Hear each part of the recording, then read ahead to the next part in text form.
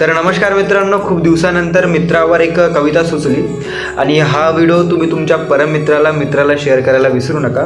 तर ती कविता काही अशा प्रकारे आहे की तो मित्र माझा वेगळा असतो, शब्दाशिवाय सर्व काही समजतो। बऱ्याच वेळा असं होते की आपल्या मनातल्या भावना ज्या असतात आपण चेहऱ्यावर असं दाखवतो की मी हास्यत आहे आणि जे काय आहे ते आपला मित्र आपल्याला बरोबर समजून घेते आणि हसण्यात लपलेले दुःख वाचतो आणि एक हसवणारा स्पर्श देतो। स्वप्न तुटली तर स्वप्न बनतो, वाट हरवली तर रस्ता बनतो।